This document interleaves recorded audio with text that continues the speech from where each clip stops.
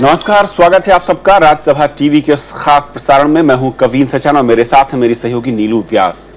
हम लेकर आए हैं लोकतंत्र 2014 यानी कि महाराष्ट्र की 288 और हरियाणा की 90 विधानसभा सीटों की मतगणना अब से कुछ देर में शुरू होगी। आपको दिखाएंगे पल पल के रुझान, नतीजे और उसके पीछे के गणित, साथ ही साथ हार जीत के बाद उसका विश्लेषण होगा और इस पर हमारे साथ जुड़ेंगे तमाम खास मेहमान, अलग अलग इलाकों से अलग अलग एक्सपर्ट। लेकिन शुरुआत होगी नीलू बहुत ही अहम कि रुझान किस तरीके से आएंगे उसे। Absolutely, it's going to be a crucial election, and actually the two states of Maharashtra and Haryana are bracing up for some seismic political moments, and as one would say, it could turn out to be a super Sunday. But the crucial questions which are being asked is it going to go according to what the exit polls have predicted? Is it going to be a hung assembly, or is it going to be two states and one verdict?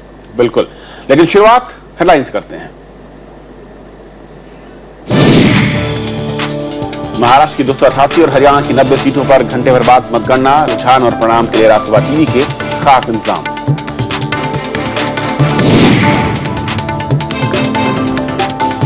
दोनों राज्यों में 326 मतगणना केंद्रों पर तैयारियां पूरी, सुरक्षा के कड़े इंतजाम। सबसे पहले होगी पोस्टल बैलेट की गिनती।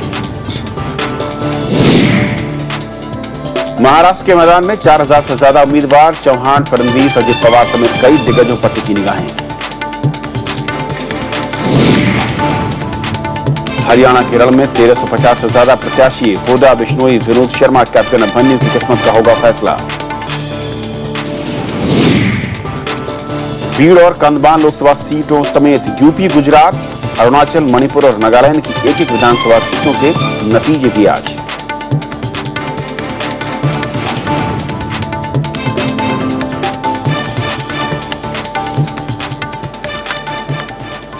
तो अब से कुछ देर के बाद शुरू होगी मतगणना और सबसे पहले होगी बैलेट, जो पोस्टल बैलेट है उनकी गिनती। लेकिन समझने की कोशिश करेंगे और आपको बताएंगे दिन भर के किन इलाकों पर कौन आगे है, उसके पीछे के कारण क्या थे, राजनीतिक समीकरण और नतीजों के बाद बनने वाली सरकार और संभावित मुख्यमंत्रियों के नामों पर होगी चर्चा। दिन भर खास मेहमानों के साथ हम इस चर्चा को आगे बढ़ाएंगे और इस वक्त हमारे साथ जो खास मेहमान जुड़ रहे हैं उनका मैं परिचय करा दूं। नीलाभ मिश्रा हमारे साथ हैं, एडिटर हैं हिंदी आउटलुक से। नीलाभ, स्वागत है आपका। हमारे साथ निर्मल पाठक भी है जो कि पॉलिटिकल एडिटर हैं हिंदुस्तान से। निर्मल, स्वागत है आपका। सत्येंद्र रंजन है, सीनियर जर्नलिस्ट। सत्येंद्र, आपका भी स्वागत है। और कुछ ही देर में कुछ और खास मेहमान जुड़ेंगे। लेकिन शुरुआत से मैं एक खबर के साथ करना चाहूंगा कि किस तरीके से जो चुनाव प्रचार हुआ, किस तरीके से पूरा का पूरा रण मैं कहूं चुनाव प्रचार कर रहा है। हरियाणा और महाराष्ट्र, जहां पर 288 और 90 विधानसभा सीटें, वोटों की गिनती जरूर कुछ देर के बाद शुरू होगी। और इसके अलावा आज लोकसभा की 2 और 5 राज्यों की एक एक विधानसभा के लिए उपचुनाव भी था। इसके नतीजे आज ही आएंगे। आपको हम दिखाएंगे इन सभी सीटों के रुझान और नतीजे। महाराष्ट्र में 288 और हरियाणा की 90 विधानसभा सीटों की मतगणना के लिए चुनाव आयोग ने सभी तैयारियां पूरी कर ली हैं। दोनों राज्यों में वोटों की गिनती सुबह 8 बजे शुरू होगी। इस बार महाराष्ट्र में 4119 प्रत्याशियों ने अपना भाग्य आजमाया, वहीं 64% लोगों ने अपने मताधिकार का इस्तेमाल किया। महाराष्ट्र में वोटों की गिनती के लिए 269 मतगणना केंद्र बनाए गए हैं। दोपहर 3 बजे तक अंतिम नतीजों के आने की उम्मीद है। हरियाणा में विधानसभा की 90 सीटों पर इस बार 1351 उम्मीदवार अपनी किस्मत आजमा रहे हैं। इस बार हरियाणा में रिकॉर्ड 76% मतदान हुआ। महाराष्ट्र और हरियाणा की विधानसभा सीटों के अलावा रविवार को लोकसभा की 2 सीटों पर हुए उपचुनाव के नतीजों का भी ऐलान होगा। साथ ही 5 राज्यों में विधानसभा की एक सीट पर हुए उपचुनाव के परिणाम भी घोषित किए जाएंगे। राज्यसभा टीवी रविवार को सुबह 7 बजे से चुनाव के नतीजों पर दिन भर खास कवरेज का प्रसारण करेगा। राज्यसभा टीवी के रिपोर्टरों की टीम चुनाव के नतीजों के पल पल की जानकारी आप तक सीधे पहुंचाएगी। दिल्ली में राज्यसभा टीवी के स्टूडियो से चुनाव परिणामों के विश्लेषण, विशेषज्ञों की राय, डिस्कशन और राजनेताओं की प्रतिक्रियाएं हम आप तक दिन भर पहुंचाते रहेंगे। सबसे पहले, सबसे सटीक चुनाव परिणाम और रुझान देखने के लिए देखते रहिए Rajya Sabha TV. Bureau report, Rajya Sabha TV. देखिए लोकतंत्र। So it's a crucial day and the counting is just about to begin in a short while from now. Remember, the seismic moments are expected in the two states of Haryana. Remember, it's a big day after the May 16th verdict. We have our enlightening panel of guests in the studio. Let me begin with you, Neelab. Are you expected to see some kind of a rerun of what has happened on May 16th? More or less, yes. With maybe minor variations.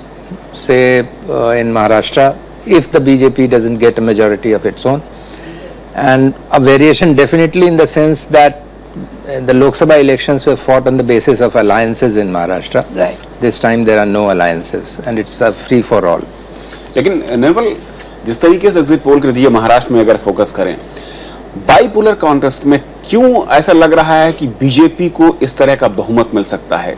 क्योंकि जो regional parties हैं, क्या आपको लग रहा है कि उनका प्रभुत्व या फिर उनकी ताकत बहुत ज्यादा कमजोर हो चुकी है? एक तो उसका कारण अभी तक वहाँ चारों ये जो पार्टी इस बार मेन जो वहाँ अलग अलग लड़ रही हैं, वो सब पिछले करीब 15-20 साल से वो अलायंसेस की वहाँ पॉलिटिक्स चलती रही है। एनसीपी, कांग्रेस और शिवसेना और बीजेपी, ये दो मेन अलायंस थे। इस बार चारों अलग अलग लड़ रहे हैं और एक लोकसभा इलेक्शन के टाइम पे जिस तरह का एक एंटी कांग्रेस को लेके एक माहौल जैसा बना था, वो ऐसा लगता है कि उसमें अभी कोई बहुत ज़्यादा कमी नहीं आई है।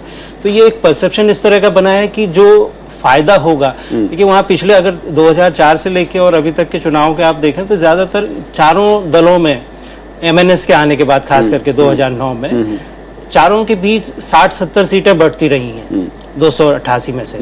तो इस बार एक इम्प्रेशन ये बन रहा है कि बीजेपी को नरेंद्र मोदी की जो पॉपुलैरिटी है उसका शायद लाभ मिले और जो एक 60 सीटों का बल्क जो एक दल के खाते में चला जाता था, वो शिफ्ट हो सकता है बीजेपी की तरफ।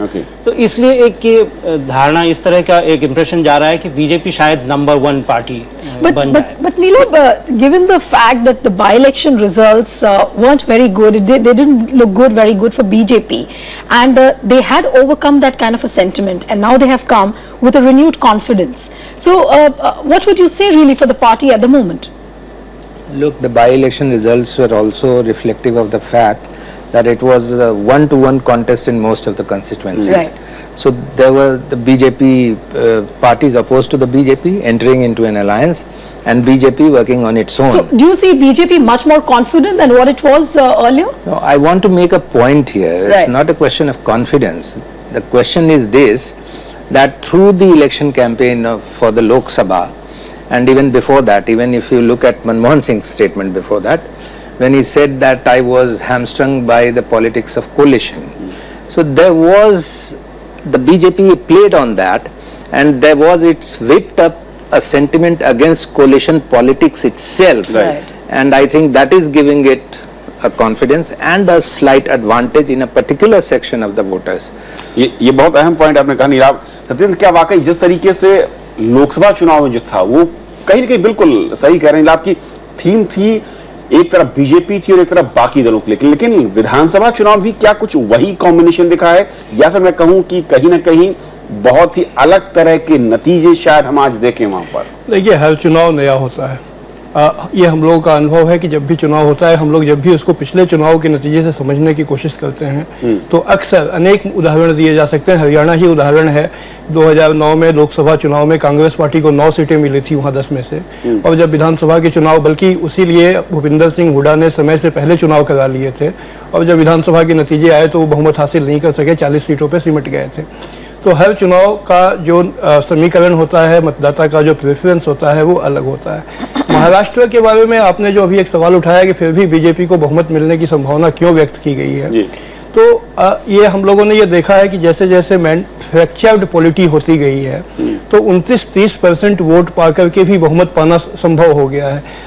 जैसा कि अभी हम लोगों ने लोकसभा चुनाव में ही देखा, बीजेपी को 31% वोट मिले, 52% सीटें मिली। यूपी में 2 बार से ऐसा हो रहा है कि 30% वोट पाने वाली पार्टी पूरा बहुमत पा रही है। तो बीजेपी को वहाँ पर अपने, अगर वो 29% वोट था, उसमें शिवसेना का भी वोट था, लेकिन अब चूंकि पूरे स्टेट में लड़ रही है तो उसको ज़्यादा वोट मिल सकते हैं। अगर वो 29-30% वोट लाती है तो ये मुमकिन है कि वो बहुमत के पास पहुँच जाए। लेकिन अभी हम लोगों को 2 घंटे इंतजार करना चाहिए की असली सूरत क्या उभरती है, लोगों ने क्या प्रेफरेंस किया, आखिर ये जो चुनाव हो रहा है इसकी पृष्ठभूमि में जो उपचुनाव के नतीजे हैं वो भी हैं। और उपचुनावों ने ये सिग्निफाई किया था कि जमीनी स्तर पर एक काउंटर पोलराइजेशन भी हुआ बीजेपी की बड़ी जीत के बाद। क्या वो चीजें इन दोनों स्टेट में देखने को मिलती हैं या नहीं, ये अगले 2-2.5 घंटे में साफ हो जाएगा। जी, और सुधीन कुलकर्णी भी हमारे से जुड़ चुके हैं जो कि पॉलिटिकल एनालिस्ट हैं। सुधीन जी, स्वागत है आपका।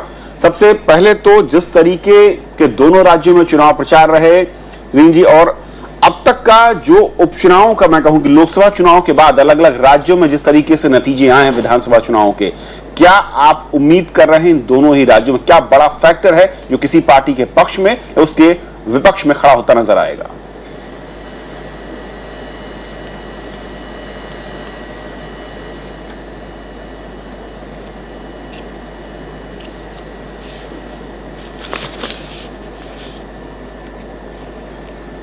चलिए, शायद उन तक आवाज नहीं पहुंच रही, हम दोबारा कोशिश करेंगे। इस बीच दिखाते हैं आपको रिपोर्ट की असल में किस तरीके से हरियाणा और महाराष्ट्र में मतदान के बाद एग्जिट पोल जो आए वो क्या रुझान या फिर किस तरीके की सरकार किस पार्टी को बढ़त की तरफ इशारा कर रहे थे। महाराष्ट्र की बात करें तो इंडिया टीवी सी वोटर के हिसाब से बीजेपी को 124 से 134 के बीच सीटें मिलती दिख रही हैं, जबकि शिवसेना दूसरी बड़ी पार्टी के रूप में उभर रही है, उसे 55 से 61 के बीच सीटें मिल रही हैं। कांग्रेस को 38 से 48, एनसीपी को 31 से 41 के बीच सीटें मिल रही हैं। वहीं टाइम्स नाउ भी बीजेपी को 129 सीटें देकर सबसे बड़ी पार्टी के रूप में दिखा रहा है। एबीपी न्यूल्सन के मुताबिक बीजेपी को 127 सीटें मिल रही हैं, जबकि शिवसेना को 77 और कांग्रेस को 40 सीटें मिल रही हैं। चाणक्य के पोल्स के मुताबिक बीजेपी राज्य में अपने दम पर सरकार बना सकती है और उसे 151 सीटें मिलती दिख रही हैं, जबकि कांग्रेस को मात्र 27 सीटें ही मिल रही हैं। हरियाणा की बात करें तो यहाँ भी बीजेपी को ही बढ़त मिल रही है। इंडिया टीवी सी वोटर के मुताबिक बीजेपी 34 से 40 के बीच, इंडियन नेशनल लोकदल को 25 से 31 के बीच, जबकि कांग्रेस को 12 से 18 के बीच सीटें मिल रही हैं। टाइम्स नाउ के हिसाब से बीजेपी को 37, इंडियन नेशनल लोकदल को 28 और कांग्रेस को 15 सीटें मिल रही हैं। हालांकि चाणक्य के मुताबिक बीजेपी को बहुमत मिल रहा है और वो 52 सीटों पर कब्जा कर सकती है, जबकि कांग्रेस को मात्र 10 सीटों से ही संतोष करना पड़ सकता है। Bureau report, Rajya Sabha TV.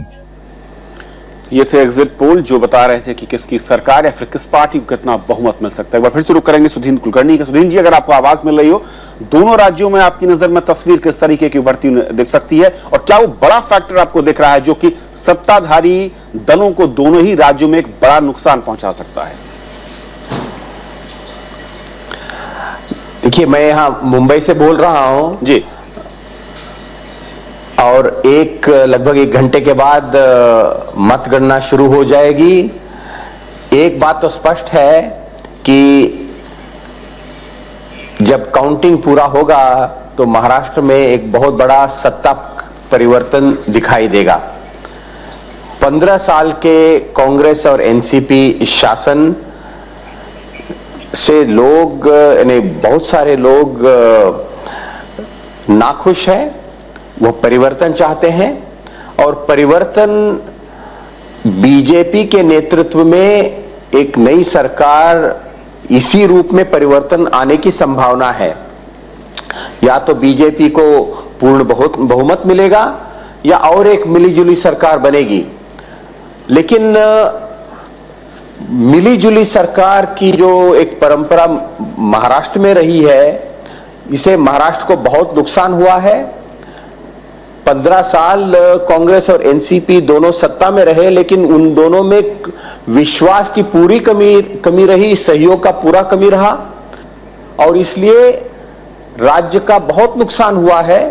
और किसी एक दल को पूर्ण बहुमत मिलना चाहिए ताकि उत्तरदायित्व उनका होगा और कोई बहानेबाजी नहीं होगी कि हमारा कोएलिशन कंपल्सन है। आप तो इसलिए 1 घंटे के बाद एक तरह से जनता का भी यहाँ एक परीक्षा होने वाली है। जी सुधीन जी, लेकिन आप जो बात कर रहे हैं कि बीजेपी को या तो बड़ा बहुमत मिलेगा, बीजेपी लेड गवर्नमेंट, क्यों ऐसा लग रहा है? क्योंकि 3 बार अगर किसी भी प्रदेश की जनता यानी वोटर मिलीजुली सरकार की तरफ आगे बढ़ता हुआ दिख रहा है। तो ऐसा क्या बड़ा फैक्टर है कि इस बार आपको लग रहा है कि बीजेपी वहां पर सत्ता में आ सकती है, और वो बीजेपी जिसके लिए कहा गया कि चुनाव प्रचार में प्रधानमंत्री के अलावा तमाम बड़े चेहरे, स्थानीय स्तर के जो बड़े चेहरे हैं, वो नदारद दिखे? देखिए, ये 15 साल की ये जो हुकूमत थी कांग्रेस और एनसीपी की, इस पर बहुत सारे आरोप लगे, भ्रष्टाचार के आरोप लगे, इनएफिशिएंस के आरोप लगे, लीडरशिप के अभाव के आरोप लगे। लेकिन हमने पिछले 5-6 दिन पहले देखा कि इन सभी आरोपों का एक प्रकार से एंडोर्समेंट जो मुख्यमंत्री थे अभी तक, उन्होंने खुद किया। पृथ्वीराज चौहान, महाराष्ट्र के पूर्व मुख्यमंत्री, कांग्रेस के नेता, उन्होंने एक 5-6 दिन पहले एक इंटरव्यू देकर कहा कि मेरे हाथ तो बंधे हुए थे, मैं यदि कांग्रेस के नेताओं पर यदि कार्रवाई करता जिन पर भ्रष्टाचार के आरोप थे तो सरकार गिर जाती। तो इसी तरह उन्होंने कहा कि मैं यदि नेशनलिस्ट कांग्रेस पार्टी, राष्ट्रवादी कांग्रेस पार्टी, उनके नेताओं पर मैं यदि कार्रवाई करता तो सरकार गिर जाती। उन्होंने और एक बहुत ही ऐसी एक बात कही, शॉकिंग, यानी शॉकिंग लेवल ऑफ करप्शन। उन्होंने कहा कि पिछले 10 सालों में 42,000 करोड़ रुपए यानी इरिगेशन पर खर्च हुए। बट मिस्टर कुलकर्णी, लेकिन कोई नया प्रोजेक्ट नहीं आया। But mister Kulkarni, if I could, कौन कह रहे हैं? मुख्यमंत्री कह रहे हैं।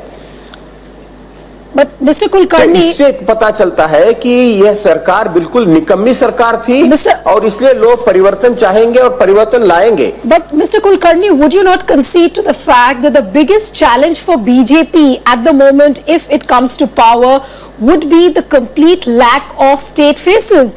You have a problem of plenty as far as the chief ministerial candidates are concerned. Would bringing a consensus would it not be very difficult? I don't think it's going to be difficult, because you should see this election in the context of who really led the campaign. Even though it was a state election, the campaign was led by the Prime Minister. You know, this was both a strength and I would consider potentially a weakness for the BJP. Okay. The strength is in the fact that riding on the euphoria of the Lok Sabha victory, in which Maharashtra gave a thumping majority to the BJP and the Shiv Sena. So Modi was the prime campaigner for the BJP in Maharashtra. Right. So if the BJP comes to power, the final word will be that of Narendra Modi, the Prime Minister. Right. Once the Prime Minister and the BJP's top leadership in Delhi decides on who should be the chief minister, Sudhir ji, आपने कहा I don't think there will be any bickering whatsoever. Sudhir ji, आपने खुद कहा कि प्रधानमंत्री क्योंकि सबसे बड़े प्रचारक के तौर पर थे, तो अगर महाराष्ट्र में बीजेपी की परफॉर्मेंस खराब रहती है तो क्या सीधे तौर पर पार्टी प्रधानमंत्री को जिम्मेदार ठहराएगी? नहीं, देखिए, इसीलिए मैंने कहा कि जिस प्रकार से प्रधानमंत्री नरेंद्र मोदी जी ने प्रचार किया, पूरी जिम्मेदारी अपने कंधों पर लिया, तो इससे पार्टी को एक ताकत तो मिली है। लेकिन महाराष्ट्र एक बहुत बड़ा प्रदेश है, आगे यहां सरकार चलाना ये दिल्ली से तो नहीं हो सकता है। बिल्कुल, यहां एक बहुत शक्तिशाली मजबूत मुख्यमंत्री चाहिए जो प्रदेश को 15 साल के यानी शासन के अभाव से मुक्त करना होगा महाराष्ट्र को। Right. But which is why, Mr. Kulkarni, we said that BJP has a problem of plenty at the moment. You have too many faces. जिम्मेदारी बीजेपी पर आने वाली है। Mr. Kulkarni, BJP has too many faces which have thrown their hats in the ring on the chief ministerial post, as far as that post is concerned. Yesterday or day before yesterday, Pankaja has also clearly said, till now her voice was quite muted, but now clearly she says that she is in the chief minister's race. I will come back to you, Mr. Kulkarni. Just hold your thoughts there. Let's now now cut across live to our correspondent Raj Kamal, who's joining us from Mumbai. Raj Kamal, if you can hear me, good morning to you. What is the sense on the ground you're getting at the moment, given the fact that the exit results have come out? Neelu, it's very clear for BJP, it's celebration time. You can look at the party office, they have decorated it even much before Diwali. So now the question is, as you have been discussing on the panel, who will be the chief ministerial candidate, because they have not come out with any official candidate. So there are several names taking rounds here. Devendra Fadnavis to Pankaja Munde, Eknath Khadse and even Vinod Tavde. So it's not very clear for all of us who are covering here. But BJP must be giving it a thought, and their central leadership may come out with some kind of solution in a day or two. Today they have no plans. Today they want to enjoy the celebration, and they want to spread that it is because of Modi and the campaign the Prime Minister has done in Maharashtra. He has addressed at least 20 plus rallies in the state. So that has, if that goes in favor of BJP, and if the results of exit polls comes true, it's party time for BJP. Right. So clearly it's an early Diwali for BJP. Thanks for the moment, Raj Kamal. But Neelam, if I could come to you. Basically, the concepts like betrayal, friendships, they've just been forgotten concepts now. Looking at the fact, if you look at this election very clearly, what is going to really work for BJP in terms of hard calculations and hard numbers? What is really going to work for BJP at the moment? Well, what is going to work for the BJP, as Satyendra had said earlier, is the lack of index of opposition unity. Right. When a party is in the ascendant, then in a multipolar contest, always if the votes against that party gets divided, then it's advantage to the party which is in the ascendant at that moment. It used to be so in the 70s when, I remember UP elections in 1974 when with less than 30% votes, Bahuguna, under the leadership of Bahuguna, Hemwati Nandan Bahuguna, Congress had won the elections, And in an atmosphere, when the atmosphere was going against the Congress, when JP movement was on in Bihar, in a neighboring state. So, and here we don't yet have that kind of resentment against the BJP, because the BJP has been able to convince a large section of the electorate, especially the youth in the emerging middle classes, and also in the rural middle classes, so to say, not just urban. So there is nothing against BJP. But when you talk and about... as I said, the whole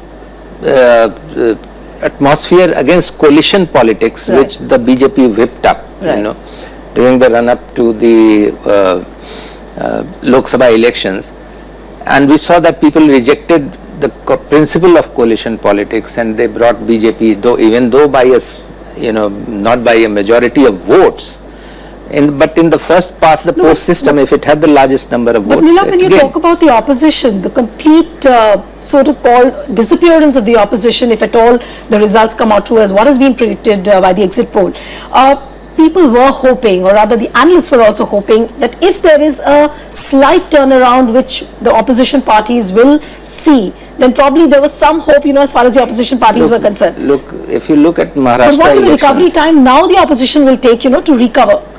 Look, in Maharashtra, I think the Congress and NCP have a long way to go. They are at the pitch at this moment. And if you look at the trends in the past three Vidhan Sabha elections, in each election, the vote percentage of the Congress and the NCP alliance has gone down. But initially the gap was so much between the two major opposing alliances that despite a fall in the votes in the last elections, it was a sizable fall in the last Vidhan Sabha elections, the Congress-NCP alliance managed to win. So I have a suspicion that there is now something very wrong in terms of the voter base in the villages in rural Maharashtra. But when you say something wrong? There is a crisis. Okay. There is a crisis there, and which they fail to, the sort of crisis we witnessed in the case of farmer suicide in Vidarbha. And a rural crisis which they failed to address all these years. So apart from corruption, that was a major issue. And in public perception, not just in Maharashtra but across India, the coalition was a failure in the past 5-10 years, and it won in the last assembly election despite that.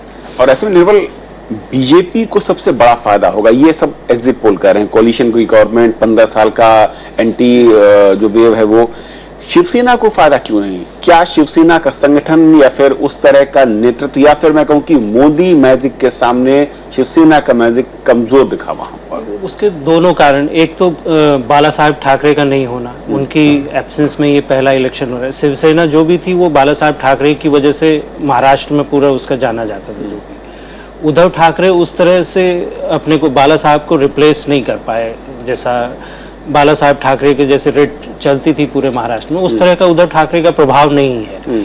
और फिर इस बीच में split भी हुआ है शिवसेना में, MNS बनी है 2009 में के चुनाव में, एमएनएस ने अलग चुनाव लड़ा और वो 10-12 सीट शायद उनको असेंबली की मिली भी थी उस समय। तो एक तो वो शिवसेना के वोट बेस में इरोजन हुआ, दूसरा लीडरशिप उस तरह की एक स्ट्रांग लीडरशिप उतनी नहीं दिखती जितनी बाला साहब ठाकरे में देखते थे लोग। और दूसरा कारण, जो लोकसभा के चुनाव में मोदी जी को एक अल्टरनेट के तौर पर, कांग्रेस के अल्टरनेट के तौर पर मोदी लेड बीजेपी को देखा गया।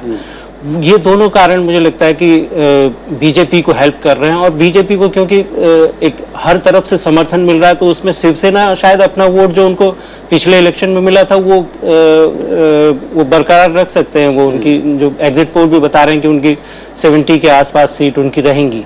पर जो बाकी और दूसरी पार्टीज में जो एक वोट जो बिखरा हुआ था, वो शायद इस बार बीजेपी लेके वो अपना गेन उनको बीजेपी का इसलिए हो रहा है। सुधीर जी, महाराष्ट्र में जब बात हो रही है कि सत्ता विरोधी लहर या फिर 15 साल का कुशासन जिसकी आप बात कर रहे थे, उसका फायदा बीजेपी की बजाय शिवसेना को क्यों नहीं मिल सकता? हम क्यों नहीं माने कि शिवसेना वहां पर बीजेपी से बेहतर तरीके से परफॉर्म करती हुई नजर आ सकती है, क्योंकि उसके पास लोकल लीडर्स और जिस मी मराठी को लेकर बड़ी लड़ाइयां लड़ी गई उसकी झंडाबरदार पार्टी वो नजर आती है। शिवसेना की शक्ति बाला साहेब ठाकरे जब मौजूद थे उस समय भी वह सीमित थी, उनका बोलबाला राष्ट्र में नहीं था। 2009 के इलेक्शन में शिवसेना की सीटें 44 थी, जबकि बीजेपी की 2 सीटें ज्यादा थी, 46, जब वो साथ मिलकर लड़े थे और बाला साहेब मौजूद थे। तो उस समय भी ये जो मी मराठी, मराठी मानस, मराठी अस्मिता, वो पूरे महाराष्ट्र में उसका आकर्षण नहीं था। अब तो बाला साहेब भी नहीं है। और दूसरा एक बहुत बड़ा एक सामाजिक फैक्टर ये है, जो महाराष्ट्र की नई पीढ़ी है, युवा पीढ़ी, वो मराठी तो है, लेकिन केवल मराठी भाषा और मराठी अस्मिता, इस पर जो राजनीति करना चाहते हैं, उनके प्रति अभी ज्यादा आकर्षण नहीं रहा है युवा पीढ़ी में। तो इसलिए आज जब 15 साल की एंटी इनकम्बेंसी से एनसीपी कांग्रेस वो अब बाहर जा रहे हैं, उस कारण तो परिवर्तन कौन लाएगा, इस प्रश्न का उत्तर शिवसेना नहीं दे सकती है। वो आज की परिस्थिति में वो बीजेपी ही दे सकती है। कल हो सकता है कि बीजेपी और शिवसेना फिर साथ आ जाए, तब समीकरण बदलेगा। पिछले 25 साल तक शिवसेना बड़ा भाई था, बीजेपी छोटा भाई था महाराष्ट्र में। अब यदि फिर से युति होगी तो बीजेपी बड़ा भाई होगा, शिवसेना छोटा भाई होगा, यदि युति बनेगी तो। Mr. Kulkarni, but many would look at BJP as a very opportunistic party because Shiv Sena was the first party which actually supported Narendra Modi post Godhra riots, and now Shiv Sena fought the first election. Actually, Uddhav Thackeray fought the first election in the absence of Balasaheb Thackeray after his death. So, won't you concede to the fact that many people would see it as a stab in the back of Shiv Sena? Would you not see it as that? You see, we have to go a little back. Why did this alliance break? On what point exactly? As I mentioned to you earlier, in 2009, when the two parties fought together, the BJP actually got 2 seats more than the Shiv Sena. Right. 46 against 44 of the Shiv Sena. Right. So, in the negotiations for seat distribution, the BJP was seeking a better deal. It was not really So, seeking Mr. exact Kulkarni, parity, but was it purely wanting in, more seats, But which Mr. the Shiv Kulkarni- Sena was not willing to concede. right? But Mr. Kulkarni, was it purely in Then of terms course of there was, I must also point out one more point here. Yes. That Shiv Sena was absolutely insistent on the point that only the Shiv Sena would have the chief ministerial post. So which means that the That was the ego was the point. main reason. Would you not agree that ego was the main reason? BJP refused to play a second fiddle to Shiv Sena. Was ego not the main reason why the Exactly, alliance fell apart? Whether you call it ego, because in the changed political circumstances, Or in I the would rather country put it as and in overconfidence of in the BJP. state itself, Or overconfidence of felt BJP? that it is a bigger party now, and it should have more seats. And this breakup was actually, it was waiting to come. There was absolutely no trust, cooperation between the BJP and the Shiv Sena for many years. Okay. Okay, thanks very much, Mr. Kulkarni, for your thoughts over there. Neelab, you just heard what Mr. Kulkarni Thank you. said.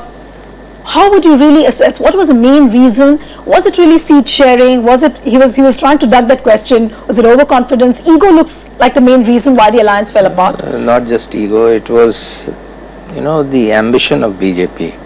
Now we must see that BJP wants to be like the Congress till the 60s or 70s, Right. the default ruling party in the country. Okay. जिसको हिंदी में कहेंगे कि वर्चस्व चाहती है और उसमें in that what happened during the 60s and the 70s, Congress was the default ruling party, and whoever in whichever state, in whichever region there was resentment against that party, there was a regional party which would give voice to that and maybe come to power in that state. And for the first time we saw in 1967 in 9 states Congress being defeated. Right. Through the 70s also sometimes somebody, a Dravidian party would win in Tamil Nadu, or in the 80s Assam Gan Parishad would come up in Assam, but the Congress was the point of reference Right.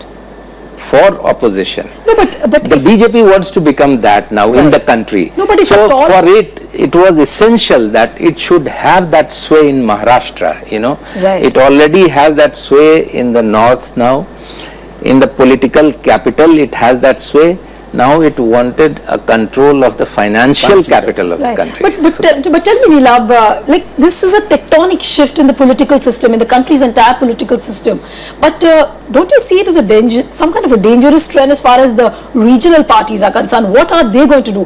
What is the future of the regional parties going to be? Are they going to be completely decimated, or are they going to just piggyback on the BJP's I think back? there is always a future for regional parties in this country, because no national party whenever a national party, so-called national party, becomes overconfident, it gives a short shrift to regional aspirations. And in a federal structure, in a country as plural as India, there is an assertion of regional identity from time to time.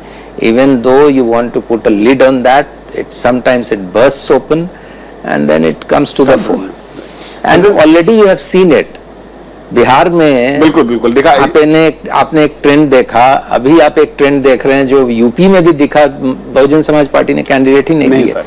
Satyendra, अगर हम महाराष्ट्र से थोड़ा सा रुक करें हरियाणा की तरफ, क्या जिस तरीके के रुझान एग्जिट पोल अलग अलग दिखा रहे थे, हरियाणा में भी क्या कुछ वही कॉम्बिनेशन, वही फैक्टर दिख रहे हैं जहां पर बीजेपी को भी आगे बढ़ दिख रही है, या फिर मैं कहूं कि हरियाणा का रण महाराष्ट्र के रण से बहुत ही अलग होने जा रहा है? रीजनल पार्टी जो यहां पर हैं वहां पर उस तरह का मुकाबला नहीं, उससे कहीं ज्यादा दावेदारी उनकी दिख रही है हरियाणा में। जो तमाम एग्जिट पोल या जो रिपोर्ट्स आई हैं उसमें ओम प्रकाश चौटाला काफ़ी मजबूत ताकत के रूप में वहाँ रहेंगे, ऐसे संकेत मिले हैं। जहाँ तक उसमें ये जो नैरेटिव है, जो नैरेटिव महाराष्ट्र या हरियाणा में, देखिए, एक तो कोई भी पार्टी अगर 10 साल या 15 साल सत्ता में रहती है उसके खिलाफ असंतोष होना अस्वाभाविक नहीं है, वो बहुत ही स्वाभाविक है। और खासकर इसके बीच में एक पूरी नई पीढ़ी सामने आ चुकी होती है जिसने सत्ता में सिर्फ एक ही पार्टी को देखा होता है और उसी की खामियां, उससे जो असंतोष है उसको वो जी रही होती है। अब अभी जैसे कुलकर्णी साहब कह रहे थे कि 15 साल का खराब शासन, लेकिन 2004 और 2009 में उस खराब शासन को महाराष्ट्र की जनता ने फिर से चुना था। बिल्कुल। अब ये पिछले 5 साल में राजनीति का जो स्वरूप बदला, जिस तरह की नैरेटिव्स करप्शन को लेकर के और तमाम तरह की चीजों को बुना गया, उसका असर है। और ठीक है, नरेंद्र मोदी के आने के बाद बीजेपी का एक नया चेहरा, नया रूप, नरेंद्र मोदी ने जो एस्पिरेशंस सामने रखे हैं डेवलपमेंट और ग्रोथ को एक ओवरऑल नैरेटिव के रूप में रखकर, और नीचे उन्होंने हर तरह की जो आइडेंटिटी है उसको उन्होंने उसमें शामिल किया है, उसको बढ़ाया है, उसको कम नहीं किया। आप महाराष्ट्र में ठीक है उन्होंने एक गठबंधन तोड़ा, लेकिन आप देखिए वहाँ जो जातीय पार्टियों, विभिन्न जातियों को रिप्रेजेंट करने वाली छोटी छोटी पार्टियां हैं उनको उन्होंने अपने साथ रखा हुआ है, चाहे वो अठावले हों या मराठाओं की एक पार्टी है या और जो दूसरी पिछड़ी जातियों की पार्टी है। तो उन सारी चीज़ों को लेकर उन्होंने एक ऐसा चुनावी समीकरण बनाया है जिसका असर महाराष्ट्र में है। हरियाणा में के बारे में अभी हम लोगों को थोड़ा इंतजार करना चाहिए, क्योंकि वहाँ के नतीजे 2009 की तरह फिर से चौंका सकते हैं। बिल्कुल। रुक, हरियाणा की बात हो रही है तो आपको बता दें कि हरियाणा के पंचकुला में मतगणना से पहले जो तैयारियां हैं उसका जायजा लिया हमारे संवाददाता अखिलेश सुमन ने।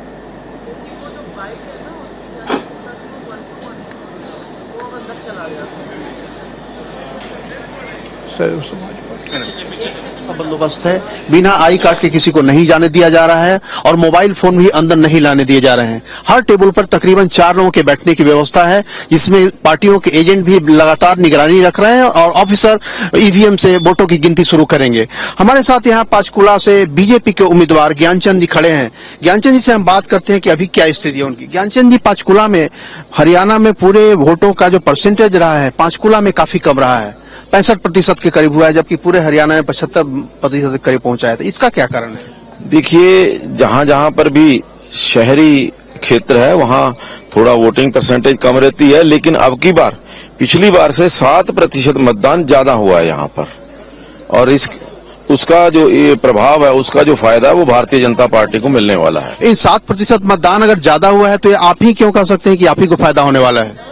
देखिए, निश्चित तौर पर भारतीय जनता पार्टी की सरकार हरियाणा के अंदर बनने वाली है, और जहां ज्यादा मतदान होता है, जिसकी सरकार बनने वाली होती है, उसी को फायदा होता है। तो अभी मतगणना की शुरुआत ही होने वाली है, लेकिन बीजेपी के जो उम्मीदवार हैं उनको यह भरोसा है कि पिछले चुनाव की तुलना में 5% ज्यादा हुआ है, इससे बीजेपी को ही फायदा होगा। राज्यसभा टेलीविजन के लिए कैमरा पर्सन सरोज के साथ पंचकुला से अखिलेश सुमन। और इस वक्त सीधे रुक करेंगे अखिलेश के पास। अखिलेश, बात हो रही थी कि जिस तरीके के चुनाव प्रचार मुद्दे और पूरा का पूरा मैं कहूं इलेक्शन कैंपेन रहा है, और उसके बाद जो एग्जिट पोल हैं, महाराष्ट्र हो या फिर हरियाणा, दोनों ही जगहों पर बीजेपी को बढ़त दिखा रहे हैं। लेकिन आपने क्योंकि पूरे राज्य का दौरा किया है, क्या ऐसे बड़े फैक्टर दिख रहे हैं कि क्षेत्रीय पार्टियों को नजरअंदाज किया जा सकता है, या फिर क्षेत्रीय पार्टियों से ज्यादा ताकतवर होकर बीजेपी उभरती हुई नजर आएगी?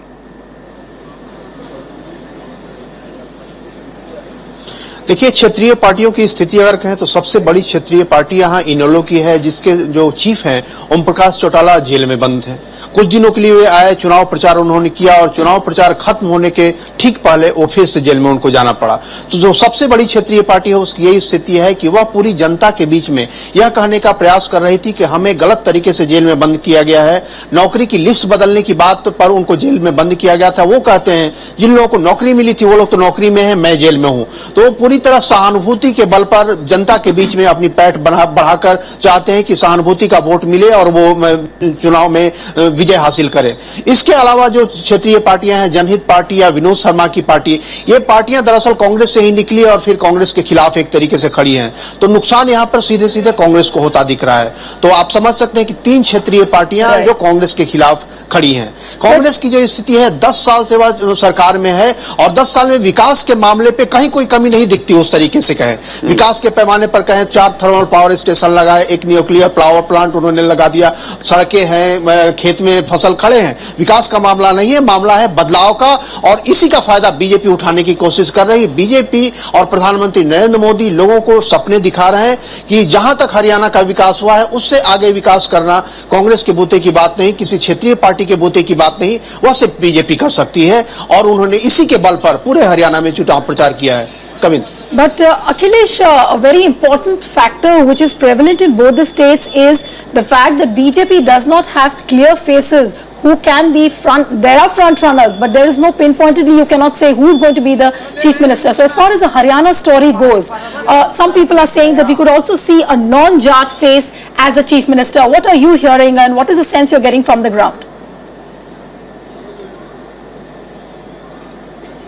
Yeah, this is a striking difference between BJP strategy earlier and BJP strategy now. It is right that BJP has not been projecting any figure, but Prime Minister Narendra Modi was consistently telling, and even the BJP workers were consistently telling that it doesn't matter who will be the chief minister. What matters is that there should be a government in the center and there should be a government in the state and that should be of the same party, and that will ensure the maximum benefit to the state. And this is the plank on which BJP is going on. As far as the Jat and non-Jat voters are concerned, there has been continuous Jat chief minister for 10 years, and Om Prakash Chautala himself is a Jat contender. So there is some sense of consolidation among the non-Jat voters, Dalits and other upper caste voters, and they are trying to show and they are trying to say that this time there should be a non-Jat voter, the non-Jat chief minister, and that is why BJP didn't want to create any fissure inside its own party and also among the voters,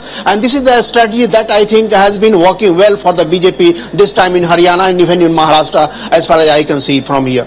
But Akhilesh, you have leaders like Rao Birinder Singh, then you have Rao Inderjeet Singh who defected towards BJP. He's a minister now. What happens to these faces who have come from Congress in the BJP camp, and supposing if they are not given the post of the chief minister, what happens to them, and what is the BJP strategy to placate, I would rather say, these faces? I think that if you go through the list of candidates of the BJP, many of the candidates of the BJP have come from other parties, either from Congress or from other regional parties. So for BJP, it doesn't matter who is who, but for BJP, it matters that if we win the election, the prime hand will be of the BJP leadership, and BJP leadership has told I think has told everyone. If you go through the areas in Haryana, you will see that there are 3 contenders.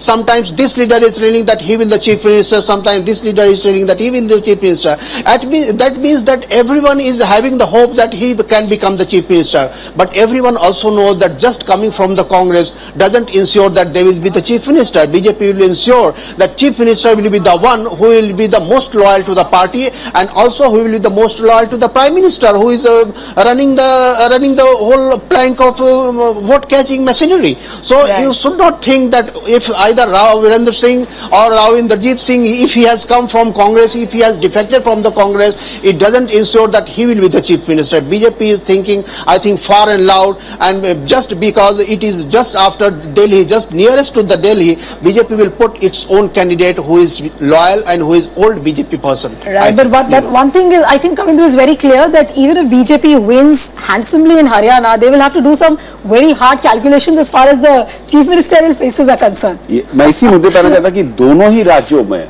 BJP के पास स्थानीय स्तर पर क्या वो बड़े चेहरे हैं जो कि वोट कैचर हैं, क्या वो बड़े चेहरे हैं जो कि मुख्यमंत्री के तौर पर खड़े हो सकते हैं, क्या वो चेहरे हैं जो कि पूरे राज्य में पार्टी के अलग अलग विंग्स को सर्वमान मैं कहूं स्वीकारता है।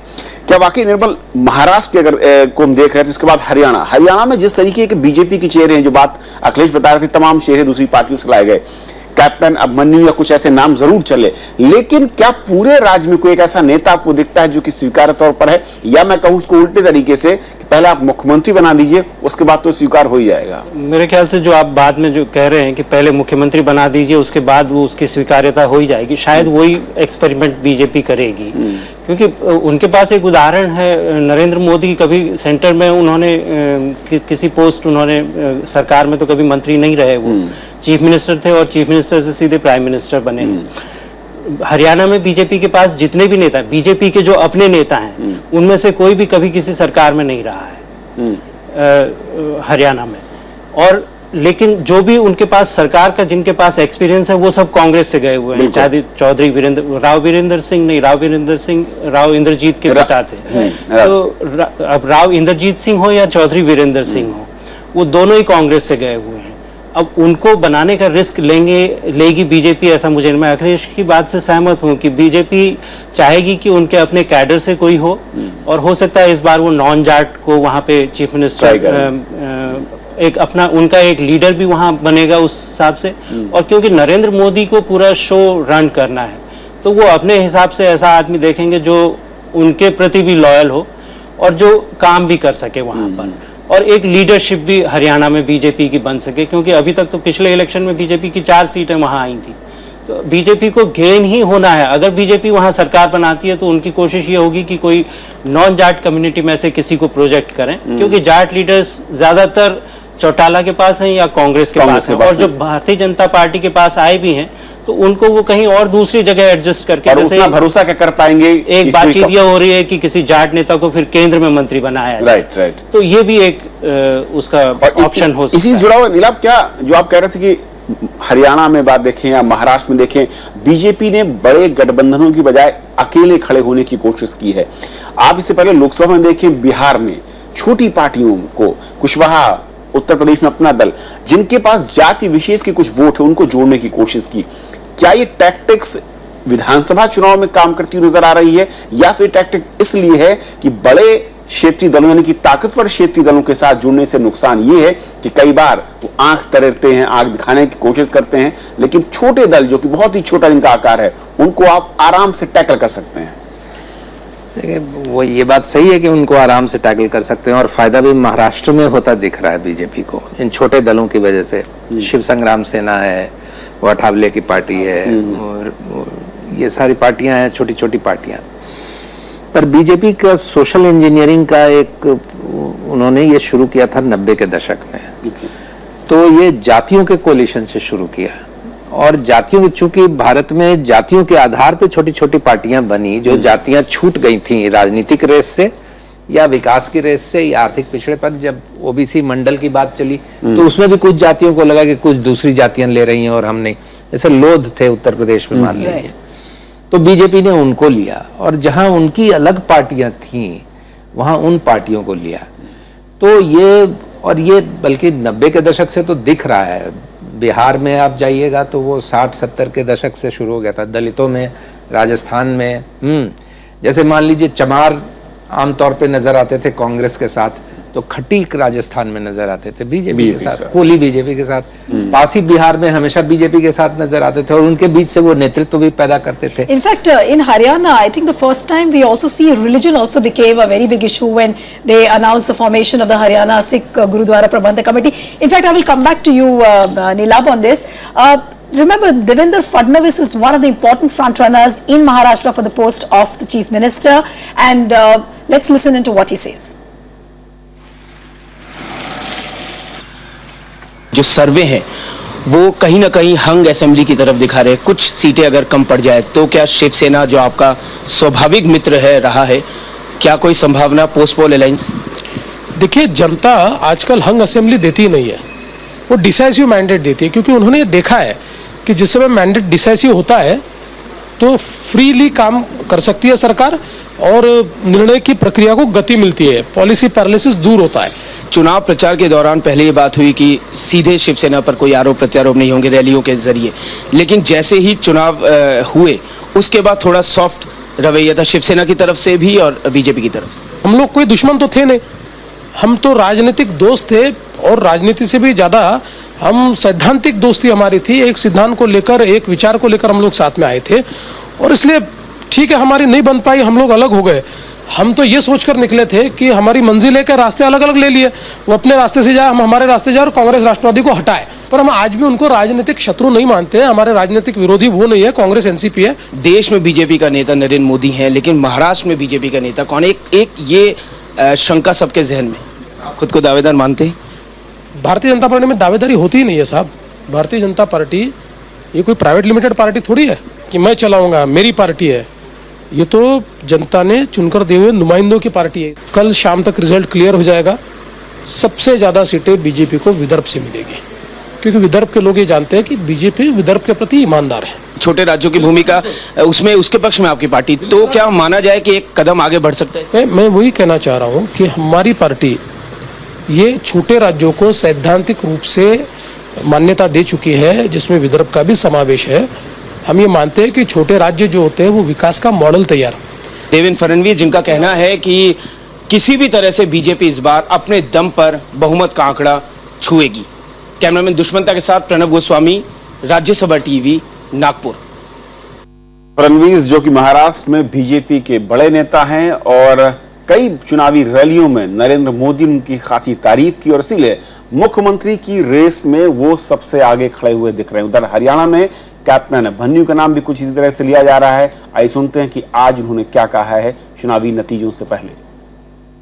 आज की मतगणना के बाद भारतीय जनता पार्टी एक राष्ट्रीय पार्टी, राष्ट्रवादी पार्टी, उसके सुशासन और विकास की नीति का समर्थन करते हुए आदरणीय नरेंद्र भाई मोदी जी का नारा सबका साथ सबका विकास की नीति का समर्थन करते हुए हरियाणा प्रदेश में 2/3 बहुमत के साथ भारतीय जनता पार्टी की सरकार बनने वाली है।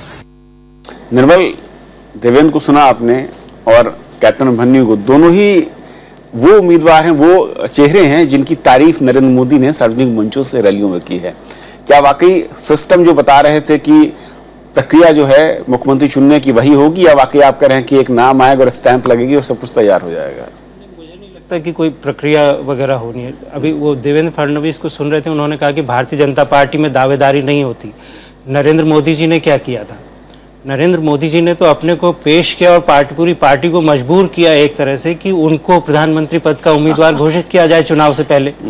लेकिन बाकी जगह क्योंकि इनके पास उस तरह की लीडरशिप नहीं है, झगड़े बहुत ज़्यादा हैं, किसी को भी अगर प्रोजेक्ट करते तो शायद अब वो वेट कर रहे हैं। अगर उनके पास ठीक ठाक बहुमत आ जाता है, अगर दोनों ही जगह पे इनके नंबर कम होते हैं तो इनको लीडर चुनने में दिक्कत आएगी। फिर जो स्थानीय लीडरशिप है वो अपना पुश एंड पुल्स वहाँ शुरू होंगे। जैसे पंकजा मुंडे ने 2 दिन पहले उनका जो स्टेटमेंट है कि वो चीफ मिनिस्टरियल कैंडिडेट हैं, नॉमिनी मानती हैं वो अपने को, तो वो उस स्थिति में उनकी इस तरह के जो ग्रुप्स हैं उनके रोल बहुत इंपॉर्टेंट होंगे। लेकिन अगर क्लियर मेजॉरिटी दोनों जगह बीजेपी को मिलती है तो फिर सेंट्रल लीडरशिप के लिए अपना नॉमिनी वहाँ बैठाना बहुत ज़्यादा आसान हो जाएगा। जी, देवेंद्र फडणवीस कह रहे थे विदर्भ के बारे में, हम लोगों को अगर को ठीक से याद है तो प्रधानमंत्री मोदी ने वहाँ अपनी चुनाव सभाओं में ये कहा कि शिवाजी की भूमि को कोई नहीं बांट सकता है, और उन्होंने ये मैसेज दिया कि महाराष्ट्र का जो विभाजन है नहीं होगा, कोई उसमें राज्य नहीं निकाले जाएंगे। अब वो मतदान होने के तुरंत बाद अब वो कह रहे हैं कि छोटे राज्य के मॉडल को मानते हैं, विदर्भ की आकांक्षाएं पूरी हो सकती हैं।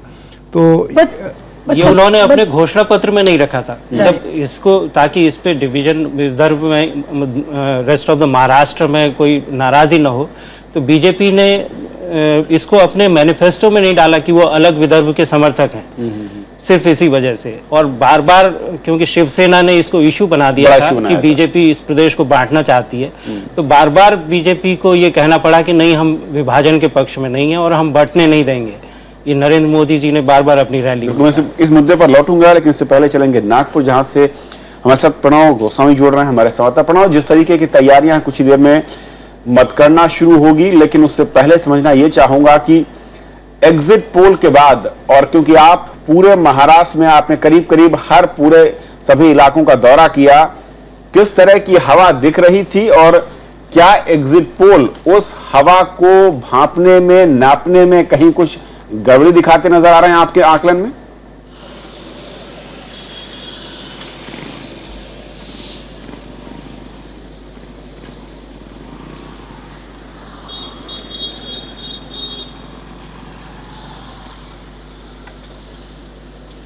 देखिए, ये इसमें कोई संदेह नहीं है, जो यहाँ के चाहे पॉलिटिकल एक्सपर्ट हो या आम जनता हो, कि सिंगल लार्जेस्ट पार्टी के तौर पे बीजेपी उभर रही है, ये एकदम साफ है। यहाँ जिस भी तरह के मुद्दे उठाए गए, जिस भी तरह से कैंपेन किया खुद प्रधानमंत्री नरेंद्र मोदी ने बीजेपी के पक्ष में, उसको देखते हुए इसमें ज़्यादा लोगों को संदेह नहीं है कि सिंगल लार्जेस्ट पार्टी बीजेपी होगी।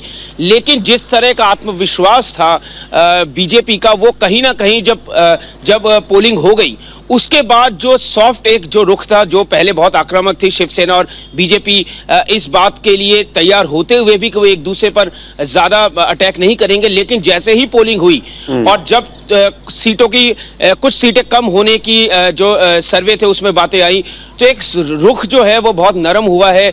देवेंद्र फडणवीस से हमारी बात हुई है, जो महाराष्ट्र के अध्यक्ष हैं बीजेपी के। उन्होंने कहा है कि शिवसेना उनका मित्र है, स्वाभाविक मित्र है। इस तरह की बॉडी लैंग्वेज थोड़ी सी शिवसेना की तरफ से भी नरमी दिखाई गई है। तो ये बहुत महत्वपूर्ण होगा और दिलचस्प होगा कि अगर हंग असेंबली बनती है तो फिर क्या पुराने रिश्ते वापस से जुड़ पाएंगे, ये यहाँ पर लगता है। लेकिन बीजेपी खेमे में खुशी इस बात की जरूर दिखाई दे रही है, नतीजों से पहले ही, कि वो अपना जनाधार बढ़ाने में कामयाब होंगे।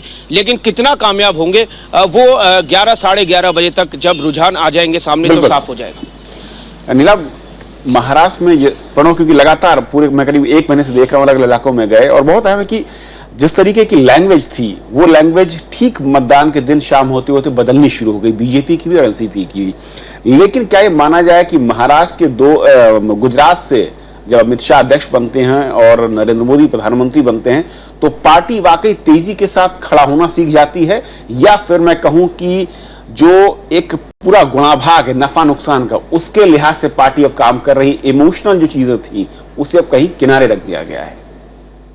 इमोशनल चीज़ें फिर अब वो किनारे रखा है, गुणाभाग के हिसाब से काम कर रही है, वो सही है।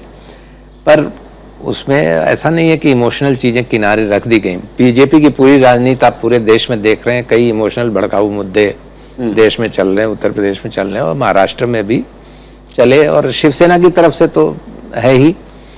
आगे भी इनको ये गुणाभाग में, जैसा अभी सत्येंद्र ने कहा कि विदर्भ पे इनका रुख, ये शुरू से बीजेपी विदर्भ के पक्ष में रही है, अलग विदर्भ राज्य के। अब चुनाव में अचानक से ये मुद्दा आया तो एक लीपापोती की गई, लेकिन अब वो फिर विदर्भ का मसला उठना ही है, वो क्योंकि वो बीजेपी के और जो सेंट्रलाइजेशन की प्रक्रिया है उसमें आप देखेंगे कि महाराष्ट्र इतने भागों में बटा हुआ है।